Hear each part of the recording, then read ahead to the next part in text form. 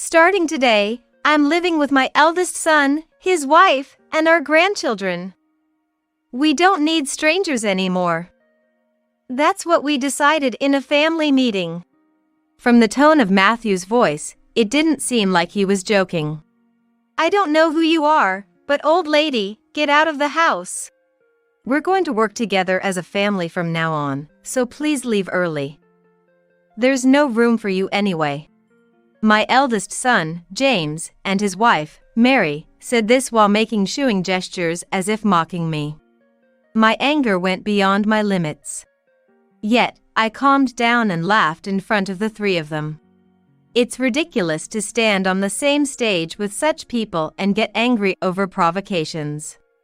After all, I'm the one paying $3,300 for living expenses, and they forget that and decide to kick me out. What are they planning to do from now on? Got it. I'll divorce you as well. I'll leave as you said. My words made the three of them smirk in a disgusting manner. I then turned around and left the living room, locking myself in my room. Your belongings are trash. Take everything with you, Matthew shouted from the living room. I silently began packing my things without responding. My name is Elizabeth. I am currently 65 years old. I was married to Matthew and had a part-time job, but now I work from home alongside household chores. I met Matthew when he approached me on the street.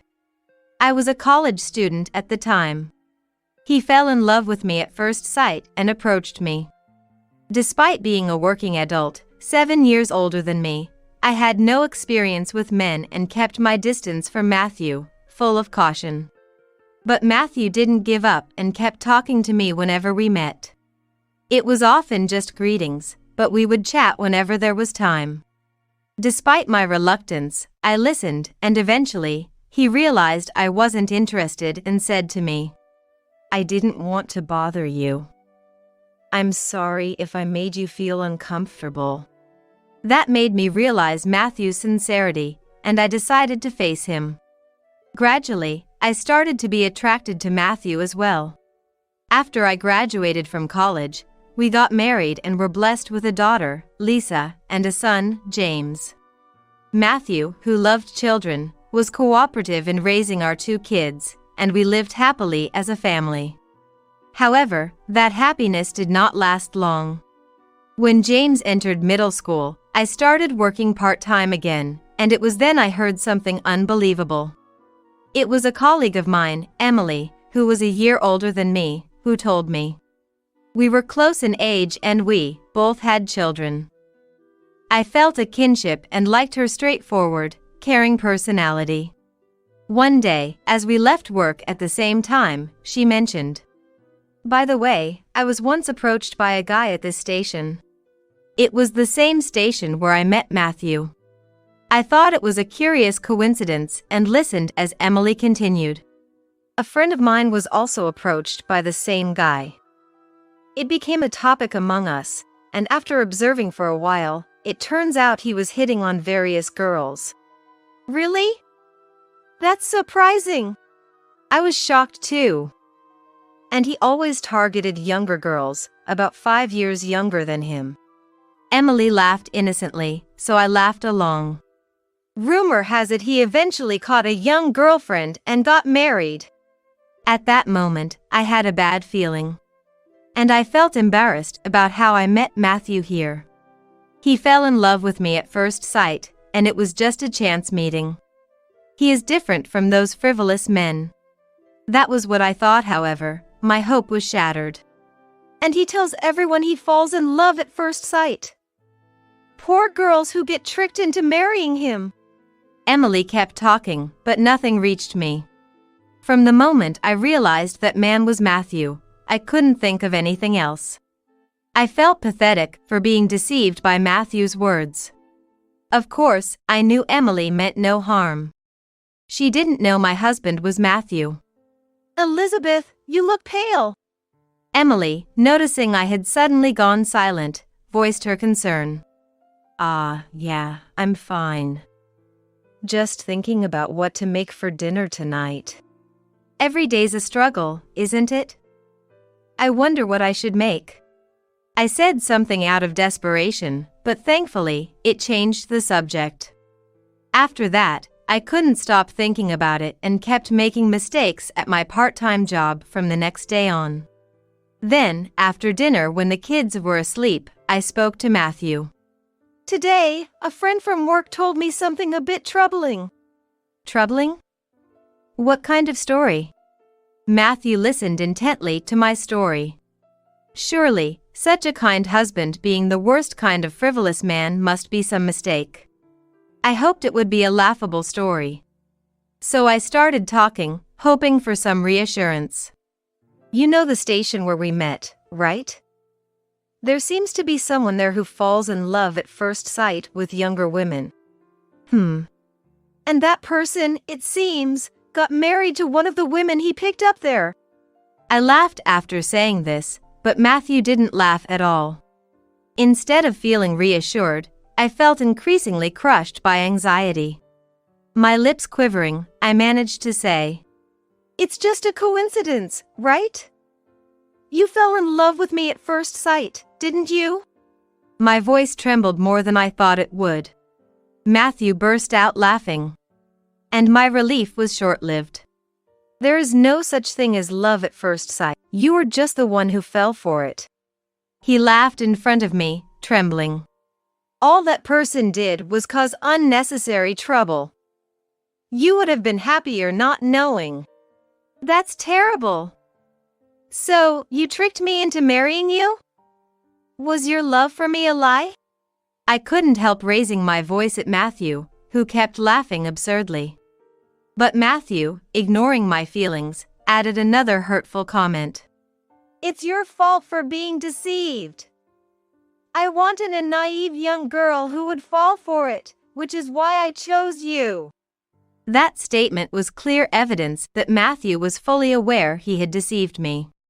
Well, someone like you would have ended up with a terrible man eventually. It's good you ended up with me. I'm going to bed now, I have work tomorrow. And with that, he actually lay down in bed. I admit I was foolish, but it was shocking to receive no support in my moment of realization. I thought I was loved, but realizing he didn't care who it was unbearably frustrating. When we went to greet my husband's parents for the wedding, they were relieved he was finally getting married and happy he married someone so young. I thought I was being praised, but Matthew must have been pressured to marry many times before. But now that I know this fact, there's nothing I can do about it. Although I no longer feel love, our marital relationship isn't bad, and with the children at a sensitive age, I can't bring myself to pursue a divorce.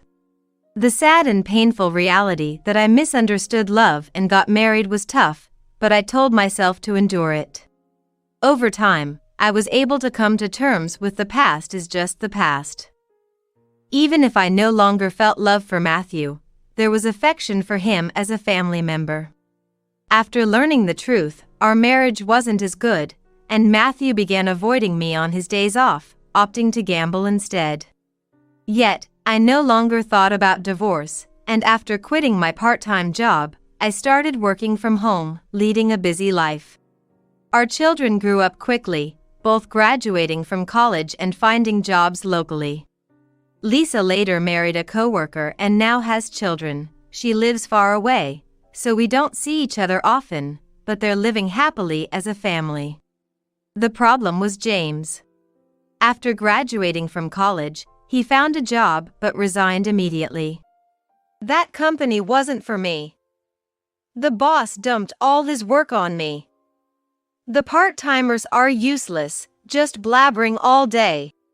He complained so much that at first, I simply thought it was a bad fit with the company or the boss. That's tough. Surely, you'll find a company that suits you. I even supported his job change. Thanks to that, James did find another job but resigned again soon after. It was the same pattern over and over. I lost count of how many times he changed jobs before he turned 30. I wanted to defend my child, but at this point, it seemed like he was just being selfish. Full-time employment isn't for me. It's too much responsibility for a little pay. Part-time is enough for me. If a customer or the headquarters annoys me, I can just quit. In the end, James, who had resigned himself to his situation, was still hopping from one part-time job to another. Of course, that wasn't enough to cover his living expenses. He lived at his parents' house, not contributing to food or utilities, using what he earned as pocket money.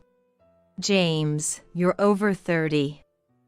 You can't keep living like this forever, can you? I tried to reason with James several times. Even if you're not a full-time employee, you need to stick to one place to get a higher hourly rate, right? Patience is important too. But no matter how much I worried, it was pointless. As for Matthew, well, don't say that. He's our eldest son. We have to support him, he said. It might be okay for now. But isn't he worried about his child's future? Dad really understands, huh? James, spoiled by Matthew, didn't seem to want to quit his part-time lifestyle. Then, at 34, James suddenly said he was moving out. Just when I wondered what the wind had brought, it seems he's planning to get married. And he's found a full-time job. Actually, she's pregnant. So I've got to step up, James told me. I was overjoyed. Of course, I was worried about James. I felt a sense of relief that my son was getting married and the joy of having a grandchild. James's partner turned out to be Mary, who is 7 years younger than him. Since Matthew and I also have a 7-year age difference. Blood is thicker than water, huh? James laughed. Mary was to come over to our house to greet us. Nice to meet you. Please take care of me. For a gift, she brought Matthew's favorite cake, presumably having asked James about it, and her attire was clean, leaving a good first impression. Mary, looking forward to getting along. I greeted her with a smile, and Mary smiled back. It wasn't a smile. I felt a sense of discomfort as if she was provoking me somehow and tilted my head. Oh, sorry. Just remembered a love at first sight story. A love at first sight story? Contrary to my confusion, Matthew and James started laughing vulgarly. Haha. The story where Mom got fooled? What, James? You already told her? I was going to tell her myself. It was about how Matthew and I met. I didn't even know James knew about it, let alone that he had told Mary. I was so embarrassed my face could catch fire, but at the same time, I felt a disdain for the three of them. Mary smiled triumphantly again and opened her mouth towards me. I'm definitely loved by James, so please don't worry. Is that something you say to your future mother-in-law, even if it's just the first meeting? No, maybe she said it to keep me in check, because I'm going to be the mother-in-law. Mary, you're an interesting girl. Beautiful too, must be popular, right? Dad, with a wife like Elizabeth, you're in good hands, right? Then I'm relieved. I'll do my best to be a wonderful wife. The three of them started chatting, leaving me astonished on the sidelines. I didn't miss how Mary snorted at me. She made it seem like she had James and Matthew on her side, putting herself above me. Mary was all about appearances, embodying the worst traits of a woman. James and Mary then started living together in an apartment not too far from our house. Despite her being such a person, if James is happy getting married, then that's all that matters to me. They soon had a baby. A healthy girl. I need to work even harder from now on, I thought just when an incident occurred. It happened one day when I returned from shopping for dinner. I heard a baby crying from inside the house. James's family must have come over, I thought, and hurried inside. As expected, James, Mary, and my granddaughter had come. "Oh, you're here? You should have let me know." Delighted, I put down my bags and rushed to my granddaughter. Then, Mary said to me in a chilly voice, "Who are you?" "What?" I was stunned. I couldn't understand what was happening. James laughed vulgarly at her words. Amidst this, Matthew said seriously, "Starting today, I'm living with my eldest son, his wife, and our grandchildren. We don't need strangers anymore. That's what we decided in a family meeting." "What?" Judging by the tone of Matthew's voice, it didn't seem like a joke. "I don't know who you are, old lady, but you need to leave the house. We'll work together as a family from now on, so please leave soon. There's no room for you," Mary said, mocking me, while gesturing me away with her hand. "It's like we got married by mistake." And with Matthew's words, the three of them started laughing vulgarly again, pushing my anger beyond its limit. There's no way I should be ridiculed this much. However, I calmed down and laughed off in front of them. Being on the same stage with such people and getting angry at their provocations is just foolish. After all, I'm the one paying $3,300 for living expenses, and to think they'd forget that and try to kick me out. What exactly do they plan to do from now on? Got it. We'll get a divorce then. I'll leave just as you said. To my words, the three of them put on a sickeningly sweet smile. I turned around and left the living room, locking myself in my room. "All your stuff is trash, so take it all with you," Matthew yelled from the living room. Without responding, I quietly started packing my belongings. The next day, I called the movers. It was a slow weekday, so they could move my stuff in the evening. "Please, as soon as possible." I replied immediately and decided to move out that day. I wanted to get out of that house as fast as possible. That was my only thought. Watching me hurry to leave, Matthew said with a laugh, "Where does an unemployed old lady think she's going? I would have forgiven you if you apologized." I completely ignored his words. I didn't understand why I should apologize when there was no reason to. "I'll be out of the way of the movers, so I'm off to the casino." Continually ignored by me, Matthew left the house after noon. I thought it would have been nice to hear a thank you for everything up until now, but expecting anything from him is foolish. Right. Then, goodbye," I said, watching Matthew leave the house. A few hours later, thanks to the movers, all my belongings were moved out. I contacted the real estate agent, got the keys, and completed the move. While there's still a bit of unpacking to do, I was relieved to have safely moved.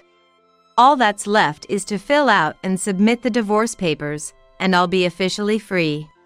Lying on the couch, feeling liberated, my mobile phone rang. It was Matthew. "Hello?" As I answered, Matthew shouted angrily from the other end. "What is this? What are you thinking?" His sudden shouting made me pull the phone away from my ear. After a moment, I said, "What? What are you so angry about? Don't play dumb. What kind of harassment is this? You took all the furniture and appliances. The house is empty." I played dumb at his words. Then, I slowly looked around the room. This room is filled with furniture and appliances I brought from the house. But there's nothing strange about that. What's wrong with that? You said not to leave any personal belongings behind, didn't you? What? That's right. All the furniture and appliances used in that house were bought with my money, so they're my personal belongings. You thought they were yours? I chose and bought them with my money. I laughed heartily. On the other end, Matthew was speechless, making a choked sound. You said such things because James and Mary were there, thinking you could kick me out, but you didn't see reality. I'll give you the appliances, Matthew said desperately, but I didn't miss those words. Give them to me? I'm telling you they're mine. Don't get ahead of yourself. Matthew fell silent again at my scolding. I could almost laugh out loud seeing his reaction. Shut up! Anyway, this ends our relationship. Don't ever contact me again. And with that, he hung up. Ironically, it was Matthew who had called me, but after being outwitted, he seemed to have forgotten he was the one who called. I couldn't stop laughing alone in my new home. I don't take his "don't contact me again" seriously, but I need to get him to fill out the divorce papers, so I will have to contact him. It's annoying, but I plan to go back to the house once I've gotten the documents. Walking with a heavy heart, I stopped when I heard someone calling me. Elizabeth. It is you, isn't it? Emily. It was Emily, with whom I had gotten along while working a part-time job.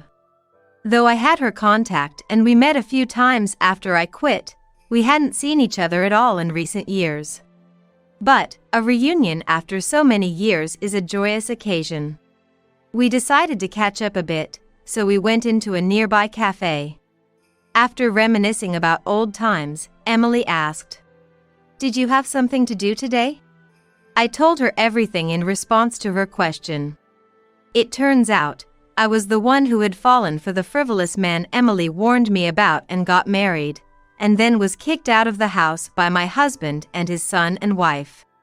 Contrary to my laughter, Emily felt down on my behalf. I'm so sorry.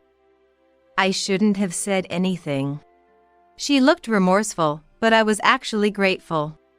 I was shocked when I found out, and I was too embarrassed and ashamed to talk about it before, but now I'm glad I know. I could have ended my life being ridiculed. Of course, I wasn't lying about my feelings. There were times when I thought I would have been happier not knowing, but that's only if Matthew had been able to reflect on his past.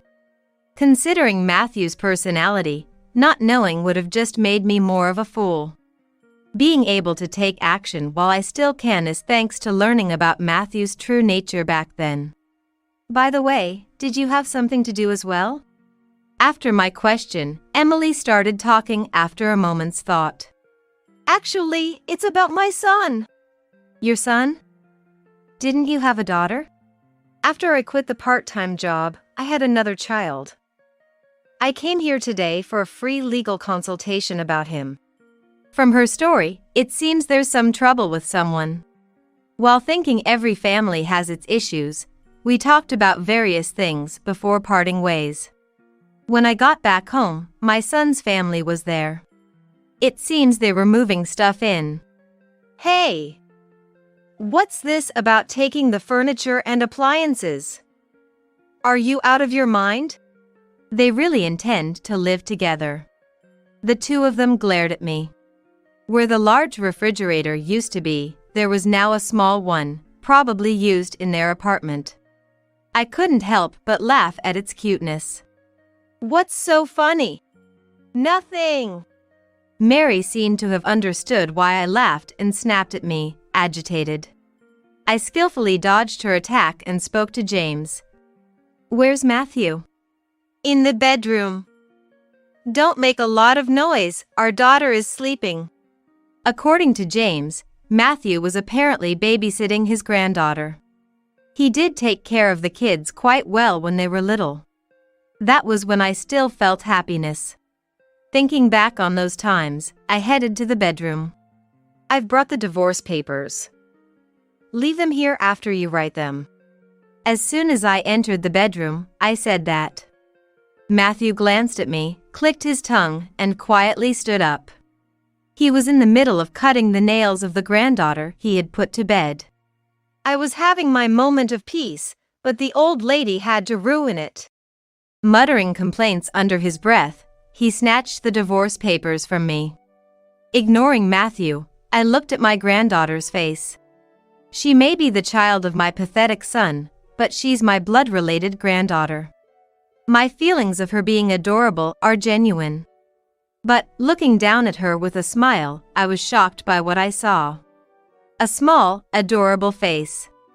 It looked exactly like Emily, whom I had just met.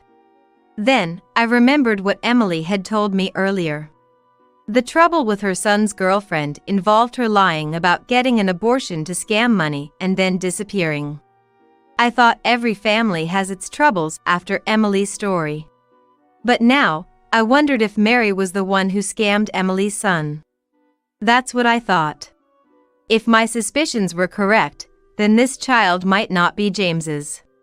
Thinking about this with a pale face, Matthew spoke to me. Here, I've written it. Now leave. Okay. And take this with you.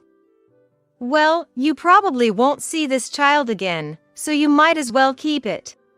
Matthew handed me a tissue wrapped around the granddaughter's nails along with the divorce papers. I silently took them and quickly left the house. Then, I hurriedly contacted Emily again. A month later, my cell phone rang. It was Matthew again. Hey! I got a notification about unpaid electricity and gas bills. What's the deal? Again, he was irrationally angry, taking his frustration out on me. I don't know. Pay it yourself. Where has the money been coming from until now? Where's the debit card? Large footsteps could be heard. He must be turning the house upside down looking for the debit card. Seeing Matthew in a panic, I couldn't help but laugh. What are you laughing at? Hurry up and come here. I can't make heads or tails of the house because you messed it up. Matthew retorted and then hung up the phone. Though I wasn't keen on it, there was something I had to attend to. I reluctantly made a call to someone. That night, I rang the doorbell of the house. You're late. What were you doing, you freeloader? Matthew, who rushed out from the entrance, froze upon seeing the person next to me. Who's this? A friend of mine. It's been a while. Emily greeted him deliberately. However, Matthew just tilted his head. You don't remember the face of a girl you approached on the street, do you? Emily said with a laugh. I laughed along. Matthew looked uncomfortable and glared at me. What kind of harassment is this? Bringing a girl I approached thinking it would bother me? I wouldn't do something so childish. I came here because I have business with Mary. Let's go in. I entered the house with Emily. As expected, James and his wife were in the living room, seeming quite at ease in my absence. Both made faces as if bothered by my visit, but I didn't want to come any more than necessary.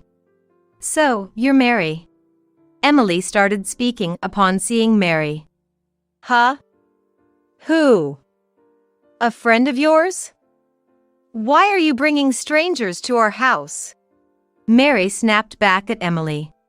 Emily looked incredulous but quickly responded. I've been looking for you. It was hard to find you since you changed your last name after getting married. Hey, what do you want with Mary? James stood up. Then, Emily handed an envelope to James. With a puzzled look, James took out the documents inside. What's this? A genetic lab? James read the name on the documents, which included Emily's son's name. The moment Mary heard that name, she turned pale, stood up, and snatched the documents and envelope from James. What's that, Mary? You shouldn't be looking at someone else's mail. Her voice was clearly shaken. Mary seemed to know about Emily and the contents of that letter. We had a DNA test done between my son and Mary's daughter. What? Your child is my son's child. Unfortunately, there's no blood relation to James. With Emily's words, James turned pale and froze. Mary remained motionless, also pale. What do you mean? Matthew, who had been silent, cut into our conversation. I said with a smile, "Your granddaughter's nails you gave me? They were put to good use." That's right. I had handed the granddaughter's nails that Matthew had pushed onto me to Emily. And I told her that the granddaughter looked just like Emily. Mary was being rude and ungrateful. Scamming people for abortion money isn't beyond her. Emily secretly sent her son's hair and the granddaughter's nails I gave her to a testing facility. And it was proven there was a parent-child relationship between them. However, Emily hasn't told her son about this yet. Emily's son has been very worried about the baby that might have been born, and telling him now would make him restless. Before anything happened that could shock her son, Emily wanted to confirm the situation herself. There must be some mistake. That child isn't mine? Hearing the truth, James was in despair. Poor thing, tricked into marriage. You misunderstood being loved. Emily spoke to James. It was the same thing Mary had said to me. Being tricked into marriage by Matthew. It was ironic that James received the same comment. My granddaughter wasn't even mine. Matthew seemed shocked and crouched down. The child will be taken care of by our family. There will probably be a court case. Wait. Not that. Given you're about to be divorced, and without a job, how will you raise her? And yes, return the abortion money. It's all gone. Mary clung to Emily's arm, crying. I'm sorry. Please forgive me. Emily spoke to Mary gently, as if consoling her. You pushed Elizabeth out and snuck into this family with lies. Do you think you can be forgiven? Despite her kind face, Emily's cold words left Mary unable to argue, only crying louder. And what about the debit card? I turned back to Matthew and said. Matthew looked dazed, his eyes empty. Before the grandchild was born. My son's grandchild. My hope for living. Matthew used to be excited. Now, that was gone. I understood the shock. But I pressed on with an even harsher reality. The debit card is only with you. There's no other. No way. Then how have we been managing the living expenses until now? Isn't there a bank account for utilities and living expenses? I was the one covering the living expenses. Every month, $3,300. Of course, I have no intention of doing so anymore. My words made James look up. Matthew's eyes darted around in confusion. Yes. $3,300. Every month, unbeknownst to Matthew, who then exclaimed in surprise. What? You didn't know? Well, you were spending freely, after all. Matthew looked up at the sky, perhaps reflecting on his actions. Thinking he hadn't been caught. He knew about the gambling debts, taking money out of the food budget when short. The money I set aside for bills disappearing wasn't a 1 or 2 time occurrence. Thought you hadn't been caught? Your wasteful spending was driving up our living expenses. Matthew retorted defiantly at my words. Even so, there must have been some bank account with savings or bonuses. Such things you took out years ago and spent it all at the casino. Don't you remember? Faced with the truth, Matthew looked shocked. He must have forgotten. And thought it still existed. I sighed in frustration. I had been quietly covering for his expenses with my money. Do you realize now, after trying to kick me out, how much you depended on me? Live with that regret. Lies. How could a poor person like you have that kind of money? Matthew yelled, refusing to accept the truth. Talking further seemed pointless. If you can't believe it, then fine. I shifted my gaze to James. That goes with you, too, James. Huh? James, disheartened by Mary and his daughter's situation, looked at me with vacant eyes. You've been hopping from part-time job to part-time job, not contributing to the household. You've been living off my money, and after kicking me out, have you thought about what will happen? Dad's savings are zero. You might still be able to work now, but how long do you think that will last considering your age? James seemed to realize the gravity of the situation, trembling as if he'd seen something terrifying. You might have thought living costs would decrease by having me back like when you were single, but you're mistaken if you think you can live the same life after driving me away. No one responded after that. Only Emily gave me a satisfied pat on the shoulder. I'm glad I could say what I wanted to. Shall we go then? Yes. Mary, I'll be in touch. As Emily and I were about to leave, James called out to me. Mom, where are you living now? Living alone must be hard, right? You can come back if you want. A contrived smile.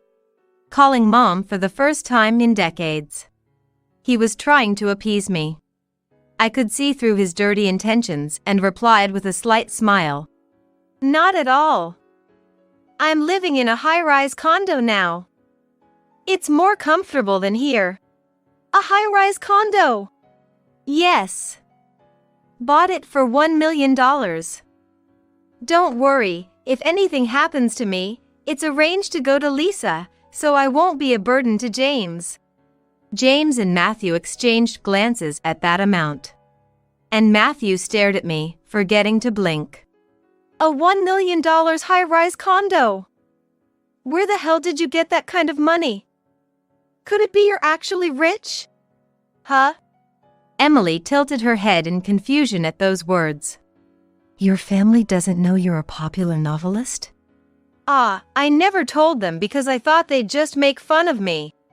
Looks like the one that got away was a whale. As Emily and I laughed together, Matthew and James stopped me with a change in their demeanor. Look, Elizabeth, I was wrong. You've been doing such amazing work and I never realized, never gave you credit. I truly regret it. So, won't you come back? Their sudden turnaround was nauseating. They pleaded with such ingratiating tones, as if begging me. Mom, to be able to live in such a place, you must be incredible. Come back. If not, could you at least help with the living expenses? Please. I was just deceived by that woman, isn't that pitiful? James said this, pointing at the disheartened Mary. Mary shivered but seemed to have no fight left in her, sitting by her sleeping child without moving. I felt a bit sorry for her, but after all, she brought this upon herself and I had no intention of helping. Poor thing, deceived into marriage. I turned my gaze back to James and said, So, therefore, you have to figure it out yourself, right? It's your own fault for being deceived. With those words I've heard so many times before, I pushed Matthew and James away. They seemed to finally realize they were being abandoned by me, slumping onto the sofa in shock. Well then. I cheerfully bid farewell and left the house. My family, who had shown no interest in me. They never believed me when I said I was paying, always treated me like a poor person. They ridiculed me for working from home, never knowing I was a novelist. That I made money from royalties and invested in real estate. Being praised for my work by such people now meant nothing to me. In fact, I wanted nothing to do with them. Mary, who deceived me and drove me out, and James and Matthew, who lost their family and hope due to their continuous ridicule. They were probably a family of similar stripes, I thought with a laugh. After that, Mary and James divorced. Mary, having no place to go, was somehow allowed to stay in the house. Matthew and James, despite everything, couldn't abandon the small baby. Mary must be living there feeling very constrained. James ended up quitting his job again. Seemingly thinking he no longer had a wife and child to support, he forgot he now had to take care of his father. How the two will live in that poor house. I hope they reflect on their actions and manage their lives. Later, Emily and her son filed a lawsuit against Mary and successfully won custody of the daughter. Emily's son, though an unmarried father, tearfully thanked me for winning the custody. Emily, too, is gearing up for parenting from scratch. I envy having something to strive for at this age. Meanwhile, I need to get to work too, turning on my computer, thinking about my next novel's plot. Perhaps a story about a woman who turns her life around after getting married and finds happiness. While looking at the night view from my beautiful condo, that's what I thought.